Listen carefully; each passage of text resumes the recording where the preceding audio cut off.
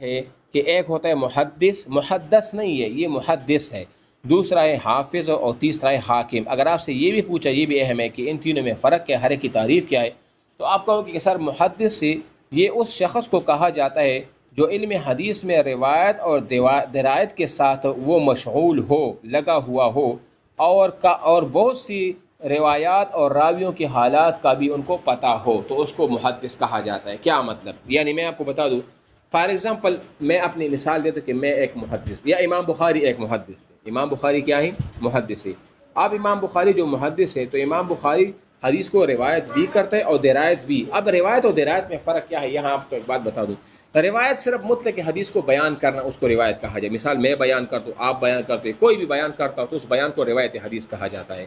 جبکہ درایت حدیث کیا، کس چیز کا نام؟ درایت حدیث اس چیز کا نام ہے کہ وہ حدیث کی ضعیف ہونے، حدیث کی صحیح ہونے کا بھی جانتا ہو کہ یہ حدیث صحیح کیوں ہے، یہ ضعیف کیوں ہے، راویوں کے حالات کا بھی پتہ ہو کہ یہ راوی ٹھیک ہے، یہ اس پر جرح ہوا ہے نہیں ہوا، یہ فاسق تو نہیں تھا، فاجر تو نہیں تھا، ان کا حافظہ کمزور تو نہیں تھا، اس کی سند متصل ہے وغیرہ۔ یعنی پورا کا پورا جب ان کو علم ہو حدیث کے بارے میں اور راویوں کے بارے میں، تو اس کو درایت کہا جاتا ہے۔ اور درایت کا لغوی معنی ہے معقولیت، جان پڑتال، چان بین کرنا، جان پڑتال کرنا، یہ درایت کا معنی ہے۔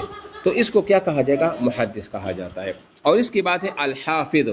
تو بعد نے کہا ہے کہ حافظ اور محدث دونوں ایک ہوتے ہیں، اور بعد نے کہا ہے کہ نہیں، حافظ کا درجہ محدث سے تھوڑا سا بڑھ کر ہوتا ہے۔ کیا مطلب؟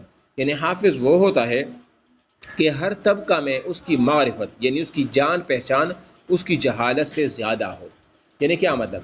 دیکھو ہم اس کو الگ پڑھیں گے کہ طبقات صحابہ یا راوی کے جو طبقات ہیں، صحابہ کا الگ طبقہ ہے، تابعین کا الگ طبقہ ہے، پھر تابعین یا صحابہ میں کبار صحابہ الگ طبقہ ہے، صغار صحابہ الگ طبقہ ہے، وغیرہ وغیرہ۔ ٹھیک ہے، یہ تو الگ ہم اپنی جگہ پر پڑھیں گے۔ لیکن یہاں حافظ سے مراد یہ ہے کہ ان کی جو معرفت ہوتی ہے نا طبقہ میں، اس کی جہالت سے زیادہ ہو۔ یعنی مطلب ہر طبقہ میں زیادہ لوگ ان کو جانتے ہوں گے۔ مثلا 100 آدمی ہیں تو 100 میں سے 80 وہ ان کو جانتے ہوں گے، باقی اگر 20 اس کو نہ جانتے ہیں تو یہ کوئی اتنا بڑا مسئلہ نہیں ہے۔ تو یہ حافظ اسی کو کہا جاتا ہے۔ اور ایک ہوتا ہے حاکم۔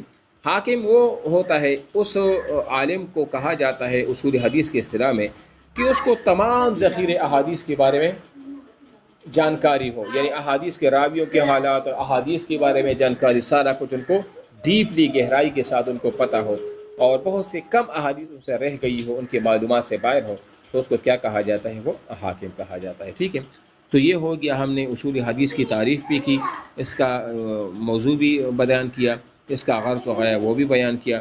پھر اس کے بعد ہم نے حدیث کو جان لیا کہ حدیث کیا ہے، اثر کیا ہے، خبر میں فرق کیا ہوتا ہے، اور اس کے بعد پھر ہم نے سند کیا ہوتا ہے، لغوی اصطلاحی معنی، پھر اس کے بعد متن کا لغوی اصطلاحی معنی، سند کو سند کیوں کہا جاتا ہے، ڈیٹیل کے ساتھ میں نے بتا دیا مثالوں کے ساتھ۔ پھر اس کے بعد ہم نے مسند کو بھی پڑھا، مسند کو بھی پڑھا، مسند کو بھی پڑھا، ان میں درمیان فرق وہ بھی بتا دیا۔